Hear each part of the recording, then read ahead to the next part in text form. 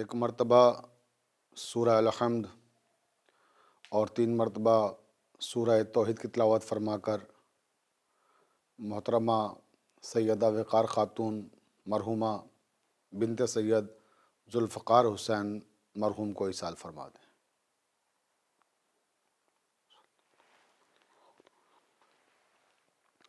رحم اللہ من قرأ الفاتحہ۔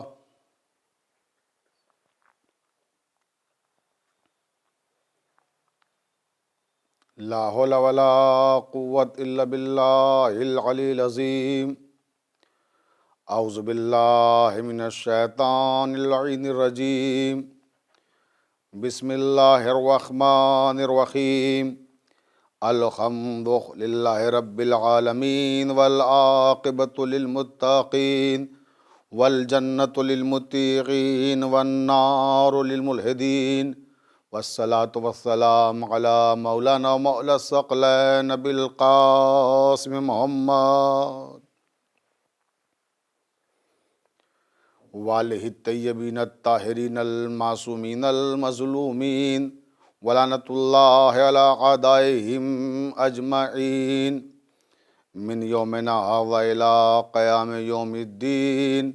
اما بعد، قال اللہ تبارک و تعالی فی کتابہ المبین۔ بسم اللہ الرحمن الرحیم۔ تبارک الذی بیدہ الملک وہو علی کل شیء قدیر۔ صلوات پڑھ دیں محمد وآل محمد پر۔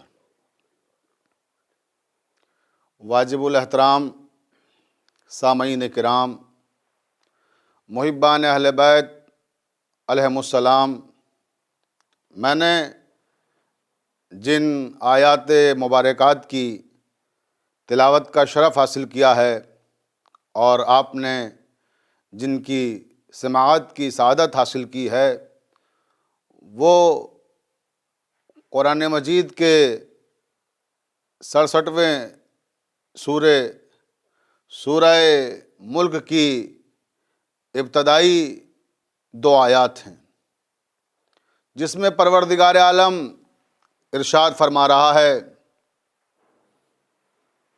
کہ ساری کائنات کا بادشاہ وہ مالک و خالق ہے، اور وہ ہے کہ جو ہر شے پر قادر ہے، اور اس نے موت و حیات کو اس لیے خلق کیا ہے تاکہ وہ تمہیں آزما سکے کہ تم میں کون ہے جو عمل خیر انجام دیتا ہے۔ تو یعنی گویا موت کی خلقت ہماری آزمائشوں کے لیے ہے۔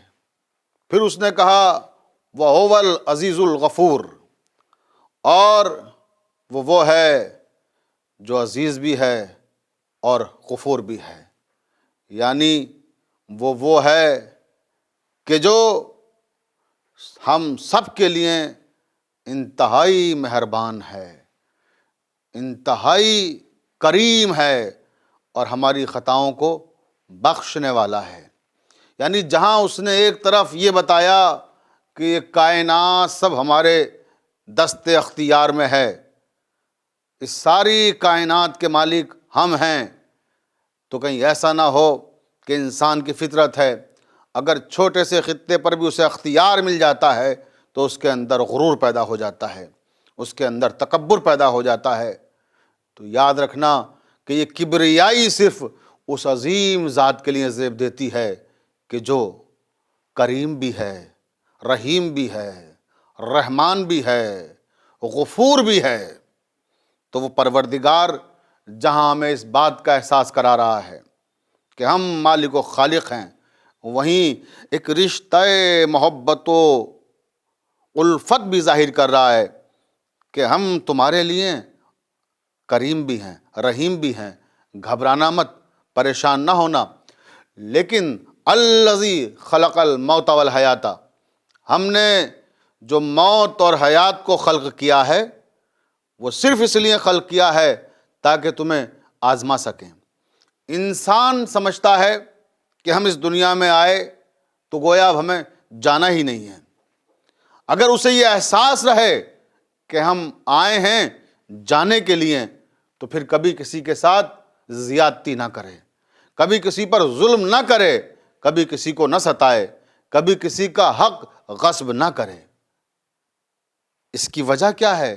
انسان سمجھتا ہے کہ بس اب ہم گویا کبھی نہ جانے کے لیے یہاں آئے ہیں، لیکن آخرکار انجام کیا ہوتا ہے کہ اسے یہاں سے جانا پڑتا ہے۔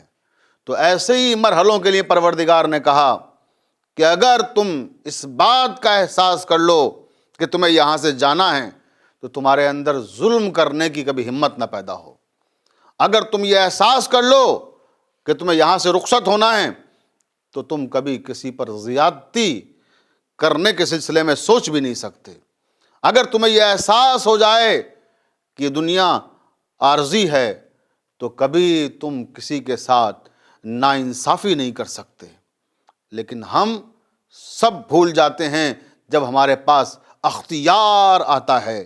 تو اس نے ہمیں یہی تو بتایا ان آیات میں کہ تم ذرا سا اختیار پاتے ہو تو بے اختیار ظلم و زیادتی کے دروازے وا کر دیتے ہو، اور ہم ساری کائنات کے مالک اور خالق ہیں، اس کے باوجود بھی عدل و انصاف کے دروازے کھلے ہوئے ہیں، اس کے بعد بھی غفاریت اور رحمانیت کے ابواب آپ کے منتظر ہیں۔ مگر انسان کی فطرت کیا ہے؟ انسان کی فطرت یہ ہے کہ اسے اللہ کی تخلیق کی ہوئی ہر شے سے محبت ہے۔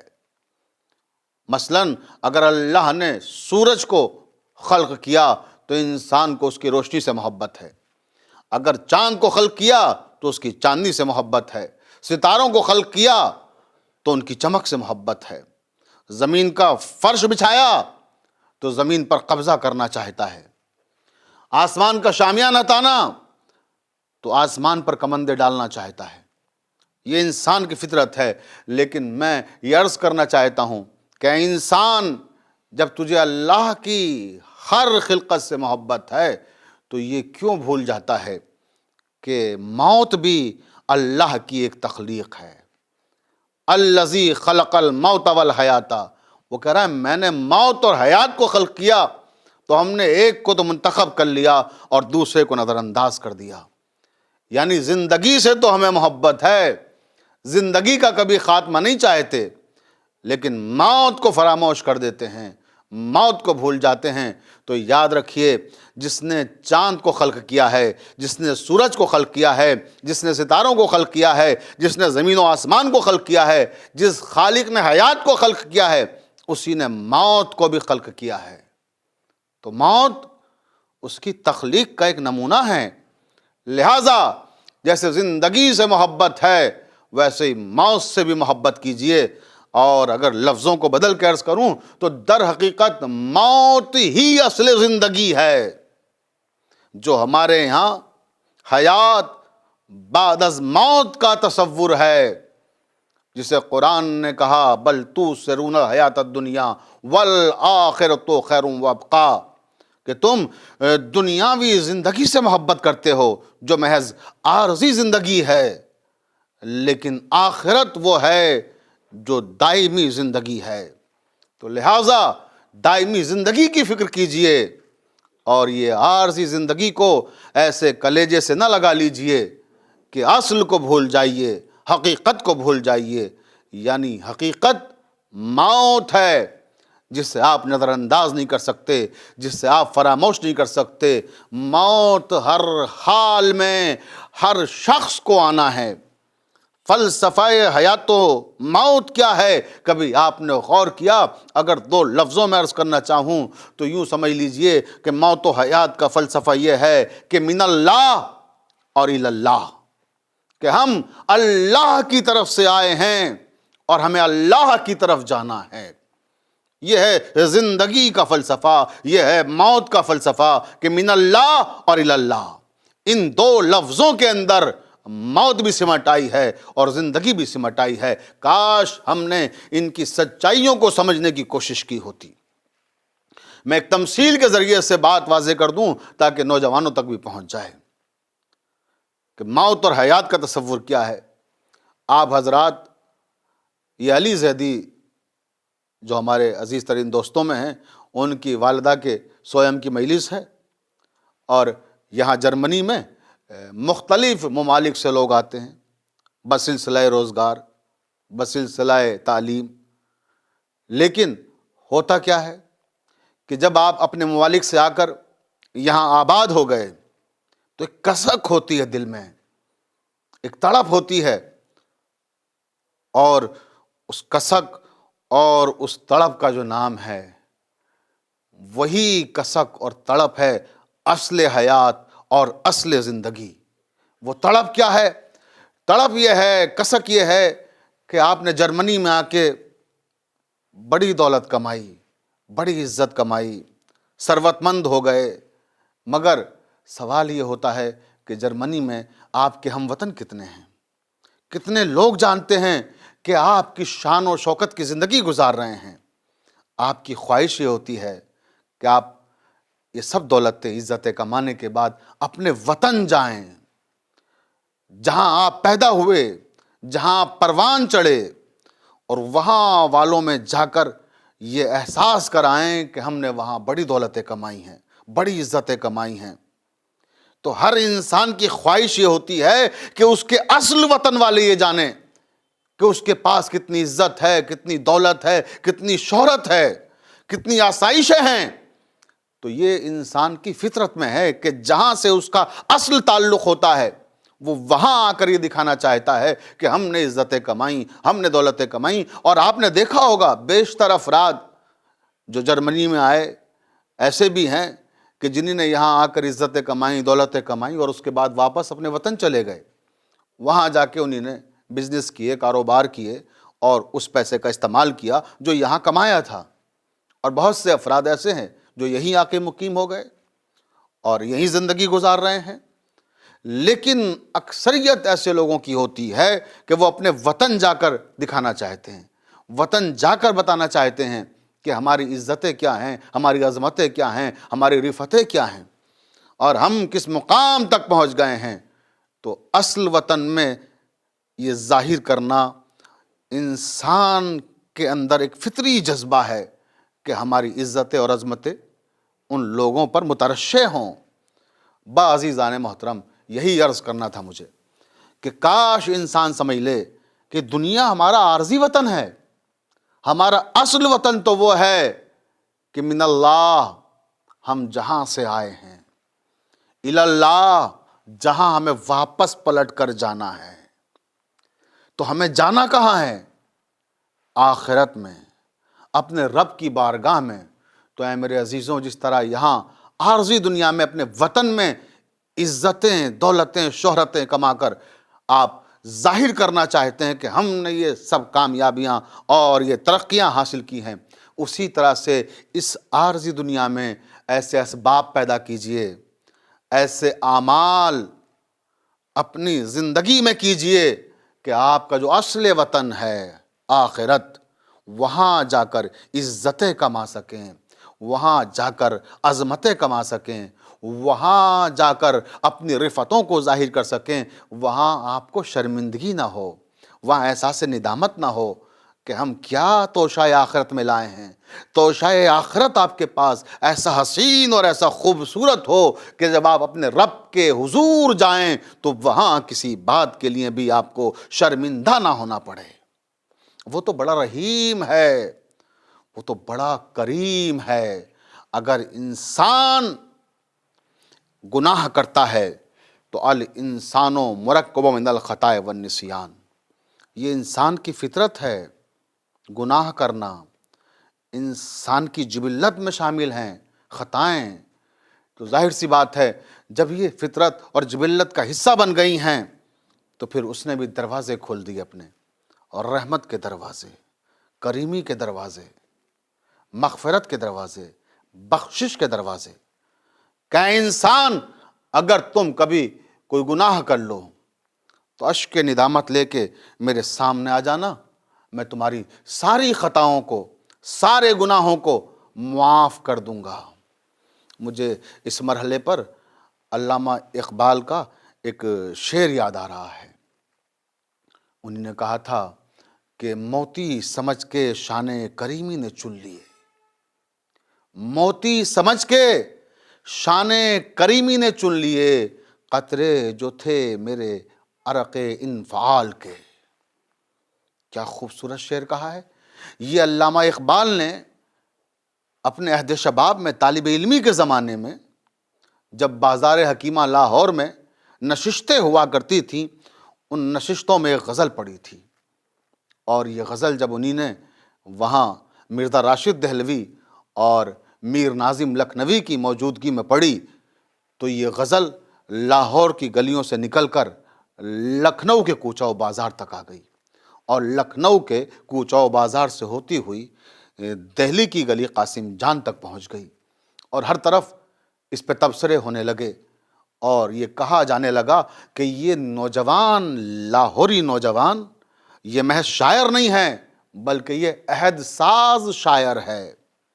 آپ دیکھیں کہ موتی سمجھ کے شان کریمی نے چن لیے، کیا الفاظ کا انتخاب کیا علامہ اقبال نے، شان کریمی اور موتی، اور کیا شے، عرق انفعال، یعنی ندامت کے اگر دو آنسو بھی انسان کی آنکھوں سے نکل آئیں تو وہ پروردگار ان دو آنسوؤں کے عوض انسان کے سارے گناہ معاف کر دیتا ہے، خطائیں بخش دیتا ہے۔ تو عزیزوں، ہمیں ہمیشہ اس بات کا احساس رہنا چاہیے کہ ہم اس عارضی دنیا میں فقط چند روزہ قیام کے لیے آئے ہیں، ہمیں اپنے رب کی بارگاہ میں جانا ہے۔ اگر ہمیں یہ احساس رہے کہ ہمیں اپنے رب کی بارگاہ میں جانا ہے تو کبھی ہمارے اندر غرور نہیں آئے، تکبر نہیں آئے۔ پھر مجھے علامہ اقبال ہی یاد آ گئے، کیا خوبصورت تمثیل انہی نے پیش کی اپنے ایک شعر میں، شکوہ جواب شکوہ، علامہ اقبال کی بڑی معروف نظم ہے۔ اس میں انہی نے کہا کہ ایک ہی صف میں کھڑے ہو گئے محمود و ایاز، ایک ہی صف میں کھڑے ہو گئے محمود و ایاز، نہ کوئی بندہ رہا اور نہ کوئی بندہ نواز۔ اب یہ عموماً بڑا عام سا شعر ہے، اور ہزاروں بار آپ نے سنا ہوگا اور پڑھا ہوگا اس شعر کو، مگر سوال یہ ہے کہ کبھی کبھی ہمیں اشعار پر بھی غور کرنا چاہیے کہ ان میں معنی اور مفاہیم کے کون سے جہان مخفی ہیں۔ علامہ اقبال نے اس شعر میں محمود اور ایاز کو استعارہ بنا دیا ہے۔ کس شے کا؟ محمود کو استعارہ بنایا امارت کا، اور ایاز کو استعارہ بنایا غربت کا۔ تو اب آپ دیکھیے یہ دو کردار، محمود اور ایاز، اگر ہم ان پر غور کر لیں تو کبھی بھی ہم غرور نہ کریں، تکبر نہ کریں۔ یعنی آیات قرآنی کی عظمت تو اپنی جگہ، لیکن اگر ہم اپنے ان دانشوران اور ان مفکرین کے اشعار اور اقوال پر ہی غور کر لیں تو یقین جانیے تکبر سے دور ہو جائیں، غرور ہمارے پاس نہ آنے پائے۔ اب آپ دیکھیں محمود اور ایاز، یہ دو کردار علامہ اقبال نے جو پیش کیے، ان دو کرداروں کے تعلق سے تاریخ میں تحریر کیا گیا کہ محمود بادشاہ ہے اور ایاز اس کا غلام ہے۔ محمود سلطان ہے اور ایاز ایک معمولی سا انسان ہے۔ یہ دو کردار ساتھ ساتھ چل رہے ہیں۔ ایک ہی صف میں کھڑے ہو گئے محمود و ایاز، نہ کوئی بندہ رہا اور نہ کوئی بندہ نواز۔ یعنی ایک طرف نماز کی عظمت اقبال بیان کر رہے ہیں، اور دوسری طرف ہمارے ذہن کو تاریخ کے ایک اہم واقعے کی طرف ملتفت کر رہے ہیں۔ محمود سلطان وقت ہے اور ایاز ایک معمولی سا ایک غریب انسان ہے۔ تاریخ میں لکھا ہے کہ بادشاہ وقت کی سواری گزر رہی تھی، اور ایک شاہراہ عام پر ایک غریب انسان بیٹھا ہوا تھا۔ اس نے اس غریب انسان کو دیکھا اور کچھ اس کے اندر ایسی بات نظر آئی جو عام غریبوں سے اس کو مختلف و منفرد کر رہی تھی۔ تو بادشاہ نے کہا کہ اسے ہمارے کارواں میں شامل کر لیا جائے۔ قافلے کا حصہ بن گیا، محل تک رسائی ہو گئی۔ اس کے بعد اس نے اپنی ذہانت اور ذکاوت سے بادشاہ کا دل جیت لیا اور وزیر بنا دیا گیا، منسٹر بنا دیا گیا۔ اور جیسے ہی وزارت ملی تو بہت سے پہلے سے جو محمود کی حکومت میں وزیر تھے انہیں یہ بات اچھی نہیں لگی کہ ایک شاہراہ عام پر بیٹھنے والے کو لا کر کرسی وزارت پہ بیٹھا دیا جائے۔ اس نے اپنی صلاحیتوں سے مزید متاثر کیا محمود کو اور اس نے اسے وزیر اعلیٰ بنا دیا۔ وزیر اعلیٰ جب بنا تو یہ پہلے سے موجود وزراء کے لیے ناقابل برداشت بات تھی۔ انہی نے آہستہ آہستہ اس کی مخالفت کرنا شروع کی، لیکن بظاہر کوئی عیب، بظاہر کوئی خامی ایسی نظر نہ آئی کہ جس کی وجہ سے اس کو اس عہدے سے برخاست کرا سکیں۔ مگر ایک پہلو ان کے سامنے آیا ایاز کی زندگی کا کہ ایاز ہر روز ایک صحرا میں جاتا ہے، وہاں اس نے کھجرا بنایا ہے اور اس کے بعد پھر واپس اپنے محل میں آ جاتا ہے۔ تو انہیں یہ محسوس ہوا کہ اس نے کہیں صحرا میں جو یہ حجرہ بنایا ہے اس میں کوئی سرنگ نہ ہو اور اس نے بادشاہ کے خزانے کو ذاتی خزانے میں منتقل کرنے کے لیے یہ کام نہ کیا ہو۔ تو قیاس کی بنیاد پر بادشاہ سے شکایت کی کہ ذل الہی، آپ ایاز کو اتنا زیادہ مانتے ہیں اور اسے آپ نے وزیر اعلیٰ بنا دیا، وہ آپ کے خزانے کو ذاتی خزانے میں منتقل کر رہا ہے۔ بادشاہ نے پوچھا کیسے؟ کہا ہم کسی دن رنگے ہاتھ اس کو پکڑیں گے اور پھر آپ کو دکھا دیں گے یہ منظر۔ بادشاہ نے کہا ٹھیک ہے۔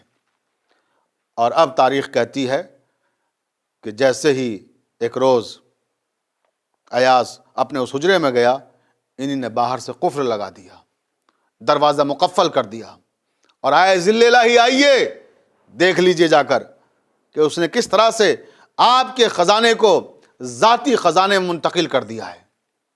بادشاہ آیا اور قفل کھولا گیا۔ اب جو اس حجرے میں محمود داخل ہوا تو کیا دیکھا کہ اس کمرے میں، اس حجرے میں کہیں کچھ ہے ہی نہیں۔ ہاں، ایک دیوار پر ایک پرانا کرتا آویزاں ہے، ایک پرانا لباس آویزاں ہے۔ تو محمود کی سمجھ میں نہیں آیا کہ ہمارے وزراء الزام لگا رہے تھے کہ خزانے جمع کر رہا ہے، دولت جمع کر رہا ہے، شاہی خزانے کو ذاتی خزانے میں منتقل کر رہا ہے، مگر یہاں تو ایسا کچھ بھی نہیں ہے۔ تو اس نے خود ایاز سے پوچھا کہ ایاز، یہ ماجرا کیا ہے؟ یہاں کہیں کوئی خزانہ نہیں ہے مگر تم پر یہ الزام تھا۔ تو وہ خاموش رہا۔ پھر محمود کہتا ہے اچھا ایاز، یہ بتاؤ یہ دیوار پر کرتا کیوں ٹنگا ہوا ہے؟ یہ پرانا سا لباس کیوں آویزاں ہے؟ اور کیوں تم دربار برخاست کر کر روز یہاں آتے ہو؟ تو ایاز نے کہا ذل الہی، یہ کرتا میرا ماضی ہے، یہ کرتا نہیں ہے، یہ میرا ماضی دیوار پہ ٹنگا ہوا ہے۔ یعنی جب میں غریب تھا تو میرا یہ لباس تھا، جب آپ کے میں محل میں شامل ہوا اور آپ کے اقتدار میں مجھے حصہ ملا اور میں وزیر بنا اور پھر وزیر اعلیٰ بنا، یہاں تک کا جو میرا سفر ہے اسی لباس سے شروع ہوتا ہے۔ جب پہلی بار آپ سے ملاقات ہوئی تھی تو میں اس لباس میں تھا اور میں نے اس لباس کو لا کے یہاں اس لیے آویزہ کر دیا ہے کہ آج میں وزیر اعلیٰ ہوں، کرسی وزارت پر ہوں، کہیں میرے اندر غرور نہ آ جائے، تکبر نہ آ جائے۔ میں ہر روز اس کرسی سے اتر کر یہاں آتا ہوں اور اس حجرے میں آ کر اس لباس کو دیکھتا ہوں، اور یہ لباس نہیں، میرا ماضی ہے جو مجھے یاد دلاتا ہے کہ ایاز تم بھی ایک دن غریب تھے۔ اور جب مجھے احساس غربت ہوتا ہے تو میرے دل میں غریبوں کے لیے محبت پیدا ہوتی ہے، میرے اندر سے احساس کبر، احساس تکبر ختم ہو جاتا ہے، جو کرسی پہ بیٹھنے کے بعد ایک لمحے کے لیے تکبر کا احساس ہوتا ہے کہ میں وزیر اعلیٰ ہوں۔ وہ سارا تکبر کافور ہو جاتا ہے جب میں اس حجرے ماں کے اس لباس کو دیکھتا ہوں کہ ایاز اپنی حقیقت نہ بھول، تیرا ماضی یہ ہے۔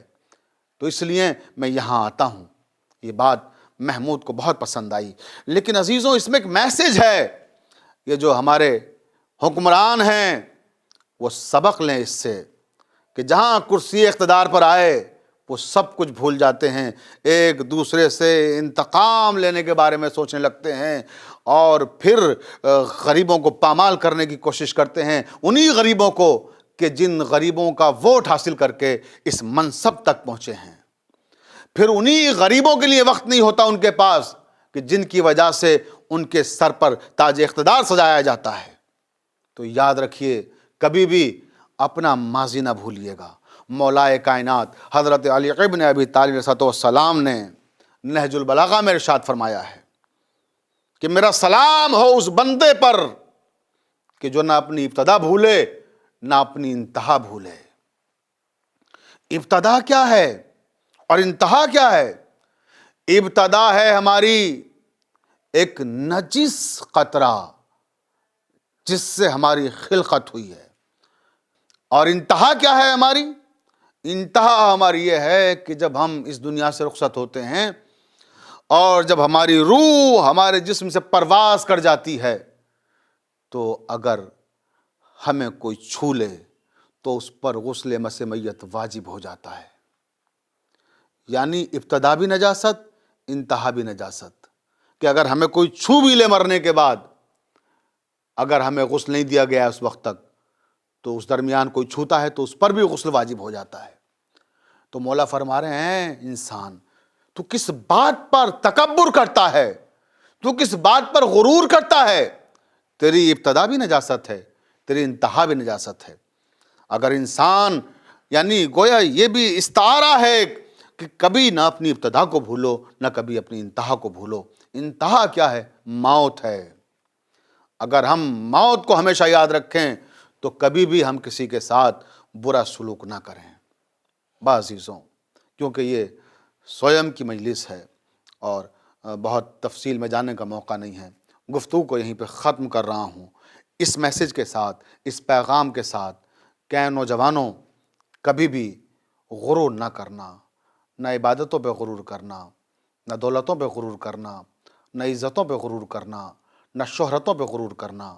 غرور پروردگار عالم کو کسی بھی قیمت پر قبول نہیں ہے، کسی بھی شکل میں غرور کو اللہ تعالیٰ پسند نہیں کرتا ہے۔ حضرت سلیمان کے ذہن میں ایک لمحے کے لیے غرور کا شائبہ آ گیا تھا، تو ساری سلطنت، ساری حکومت ایک لمحے میں چھین لی گئی اور موت کی آگوش میں پہنچا دیا گیا۔ تاریخ کہتی ہے کہ حضرت سلیمان نے ایک دن اپنے دربار میں کہا کہ ہم وہ ہیں کہ جسے اللہ تعالیٰ نے اتنی بڑی حکومت عطا کی ہے کہ چرند پر بھی ہماری حکومت ہے، پرند پر بھی ہماری حکومت ہے، انسانوں پر بھی ہماری حکومت ہے، جنات پر بھی ہماری حکومت ہے۔ لہٰذا آج ہم اپنی مملکت کا جائزہ لینے کے لیے محل سرا کے آخری حصے پر جا رہے ہیں، بالا خانے پر جا رہے ہیں، اور کوئی نہ آئے جب تک ہم نہ بلائیں۔ یہ کہہ کر محل کے بالا خانے پر آئے، کھڑکیاں کھول دی، حکومت کا جائزہ لینا چاہتے تھے کہ کیا دیکھا کہ چشم زدن میں ایک نوجوان سامنے آیا، اور جیسے انہوں نے دیکھا تو جلال آ گیا۔ ہم ابھی کہہ کر آئے تھے کہ جب تک ہم نہ بلائیں تب تک کوئی نہ آئے، تم کیسے آئے؟ تمہاری جرت کیسے ہوئی ہماری اجازت کے بغیر یہاں آنے کی؟ آنے والا مسکرایا اور کہا کہ اے سلیمان، مجھے یہاں آنے کے لیے تمہاری اجازت کی ضرورت نہیں ہے۔ یہ کہا اور روح قبض کر لی، یعنی ملک الموت تھا۔ اب عزیزان محترم، سوال یہ پیدا ہوا کہ کہیں ایسا نہ ہو کہ ملک الموت کے ذہن میں غرور آ جائے کہ میں وہ ہوں کہ جو جہاں چاہے چلا جائے، مجھے کہیں بھی جانے کے لیے اجازت کی ضرورت نہیں ہے۔ تو پروردگار نے ایک دروازہ اس کائنات میں ایسا بنا دیا تاکہ ملک الموت کے ذہن میں بھی غرور نہ آنے پائے کہ میں وہ ہوں کہ جو ہر جگہ اجازت کے بغیر چلا جاتا ہوں۔ تو ایک دروازہ ایسا بنا دیا در جناب فاطمہ زہرا سلام اللہ علیہا کہ ملک الموت بھی اس دروازے پر آئے تو اجازت کے بغیر داخل نہ ہو پائے، کہ اسے بھی اگر در سیدہ پہ آنا ہے تو اجازت لیے بغیر داخل نہیں ہو سکتا۔ تو یہ عظمتوں کا دروازہ، یہ رفتوں کا دروازہ، یہ اہل بیت علیہم السلام کا دروازہ ہے۔ صلوات پڑھ دیں محمد و آل محمد پر۔ عزیزان محترم، اب میں نے آپ حضرات کی زحمتوں کو تمام کیا اور تقریر کو ختم کیا اسی مرحلے پر، ایک پیغام دے کر، ایک میسج دے کر کہ غرور اور تکبر سے اپنے آپ کو ہمیشہ بچائیے گا۔ اور اہل بیت علیہم السلام وہ ہیں کہ جن کی تعلیمات اور جن کی طرز زندگی ہمیں ہمیشہ غرور و تکبر سے دور رکھتی ہے۔ اگر ہم اہل بیت علیہم السلام کی تعلیمات کو اپنی عملی زندگی کا حصہ بنا لیں تو یقین جانی ہمیں کسی مرحلے پر بھی شرمندگی نہ ہو اور کسی مرحلے پر بھی خفت نہ ہو، کیونکہ یہ وہ عظیم ترین سیرتیں ہیں کہ اگر ان سیرتوں کو ہم اپنی عملی زندگی کا حصہ بنا لیں تو ہماری دنیا بھی سنور جائے اور ہماری آخرت بھی سنور جائے۔ مگر افسوس کہ زمانے نے انہیں پہچانا نہیں۔ آج جن خاتون کے سویم کی مجلس منعقد کی گئی ہے، ہمارے عزیز ترین دوست جو خود بہت اچھے سوزخان بھی ہیں، علی زیدی صاحب، ہمارا تعارف ان سے ایک انٹرنیشنل سیمینار میں ہوا تھا جو مرثیے کے تعلق سے ہمارے ایک اور دوست جناب اقبال حیدر صاحب نے منعقد کیا تھا۔ اقبال حیدر صاحب خود بھی بہت اچھے شاعر ہیں اور بڑے فعال، بڑے متحرک ہیں، مسلسل ادبی تقریبات بھی منعقد کرتے رہتے ہیں، مذہبی تقاریب بھی منعقد کرتے رہتے ہیں۔ اور علی زیدی اور اقبال حیدر صاحب یہ دونوں افراد مل کر مختلف تقریبات منعقد کرتے ہیں اور جن میں بارہا میں نے شرکت کی ہے، اور آج ہمارے انہی دوست کی والدہ کے ایصال ثواب کے لیے یہ مجلس منعقد کی گئی ہے۔ میں علی بھائی کو اور ان کے خانوادے کو کس طرح سے تعزیت پیش کروں۔ ماں یقیناً ایک عظیم ترین نعمت ہے۔ کائنات میں محبتیں بہت ہوتی ہیں اور بہت سی اقسام محبت کی ہیں، اس وقت نہیں ہے کہ میں ان پر گفتگو کر سکوں، لیکن جتنی قسمیں بھی محبت کی ہیں ان میں سب سے عظیم ترین محبت، سب سے عارفہ محبت، سب سے اعلیٰ محبت ماں کی محبت ہے۔ جب ماں ہمارے درمیان نہیں ہوتی ہے تب ہمیں احساس ہوتا ہے کہ ہم نے کیا کھو دیا، کس عظیم نعمت سے ہم محروم ہو گئے۔ مائیں ہماری زندگی میں بڑی اہمیت رکھتی ہیں، اور میں نوجوانوں سے اپنے یہاں پر اس مرحلے پر یہ بھی کہتا چلوں کہ میرے عزیزوں، کبھی بھی ماں کی عظمت میں کمی نہ کرنا، ماں کی تعظیم و تکریم میں کمی نہ کرنا۔ جن کی مائیں سلامت ہیں، جن کی مائیں زندہ ہیں، پروردگار ان کے سروں پر ان کی ماؤں کے سائے کو قائم رکھے۔ کبھی کوئی ایسا عمل نہ انجام دیجیے جس سے ماں کا دل دکھے، جس سے باپ کا دل دکھے۔ ماں باپ کی بڑی عظمت ہے اسلام میں، اور ماں باپ کی ہماری زندگی میں بڑی اہمیت ہے کہ ہمارے موجودہ زمانے میں جو ماں باپ کی جس طرح سے ناقدریاں ہو رہی ہیں وہ بڑی تکلیف دیتی ہیں۔ تو اے نوجوانوں، والدین کی قدر کرو۔ یہ وہ نعمت ہے کہ جو اگر ہم سے سلب کر لی گئی تو پھر ملنے والی نہیں ہے۔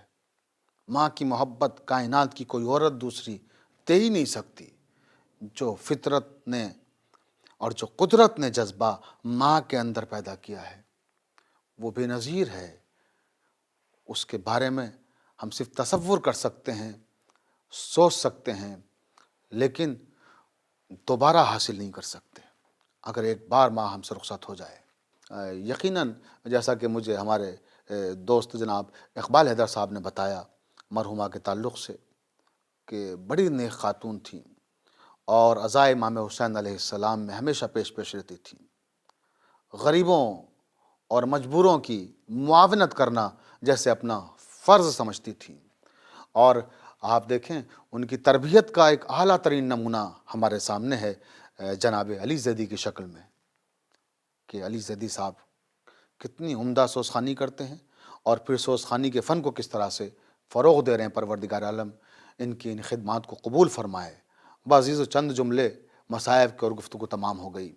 میں عرض کر رہا تھا کہ جناب فاطمہ زہرا سلام اللہ علیہا کا دروازہ وہ دروازہ ہے کہ جہاں ملک الموت بھی اجازت کے بغیر نہیں آ سکتے، مگر افسوس کہ امت نے اسی دروازے پر کیا ظلم کیے، کس طرح سے جناب فاطمہ کو اذیتیں دیں۔ اس دروازے کو جہاں ملک الموت بھی اجازت کے بغیر نہیں آ سکتا تھا، اس دروازے کو نذر آتش کر دیا گیا، اس دروازے کو جلایا گیا، اور نہ صرف جلایا گیا، اس جلتے ہوئے دروازے کو جناب فاطمہ زہرا سلام اللہ علیہا پہ گرایا گیا، اور جناب فاطمہ زہرا فریاد کرتی رہیں کہ اے مسلمانوں، کیا تم پہچانتے نہیں ہو یہ وہی دروازہ ہے کہ جس دروازے پہ آ کے رسول اللہ سلام کیا کرتے تھے؟ خاتم النبیین آ کر جہاں سلام بھیجتے ہوں، تم اس دروازے کو جلا رہے ہو۔ سبت علیہ مسائم اللہ انہا سبت علیہ میں سرن علیہ، فریاد کرتی ہے بابا آپ کے بعد ہم پر وہ ظلم و ستم ڈھائے گئے کہ اگر دن کی روشنیوں پہ ڈھائے جاتے تو دن کی روشنیاں تاریکی میں تبدیل ہو جاتی۔ اتنا ظلم، اتنا ستم۔ عزاداروں، کون سے ستم تھے وہ، کون سے ظلم تھے؟ ذرا تصور کیجئے، بس ایک روایت فقط 2 یا 3 منٹ اور مجلس تمام ہو گئی۔ ذرا تصور کیجئے کہ آخر کون سے وہ مظالم تھے جن کے لیے جناب فاطمہ کہہ رہی بابا آپ کے بعد ایسے ظلم ڈھائے گئے کہ اگر دن کی روشنیوں پر وہ ظلم ڈھائے جاتے تو رات کی تاریکیوں میں تبدیل ہو جاتے۔ جناب زینب فقط 6 برس کی تھی۔ وہ روایت کرتی ہیں، دیکھیں ظلم کون سے تھے وہ جو جناب زہرا پہ ڈھائے گئے۔ 6 برس کی بچی جناب زینب اس روایت کی راوی ہیں کہ جب میری ماں، میری والدہ گرامی باغ فدق کا مطالبہ کرنے کے لیے دربار حکومت میں گئی تھیں، اور وہاں سے جب واپس آئی ہیں تو کتنی بڑی تبدیلی آ گئی۔ اب جناب زینب کے الفاظ سنیں عزاداروں، مولا کوئی غم نہ دے آپ کو سوائے غم حسین کے۔ جناب زینب کہتی ہیں کہ میں نے دیکھا کہ میری ماں کے مصلے پر ایک بوڑھی عورت آ کے بیٹھ گئی۔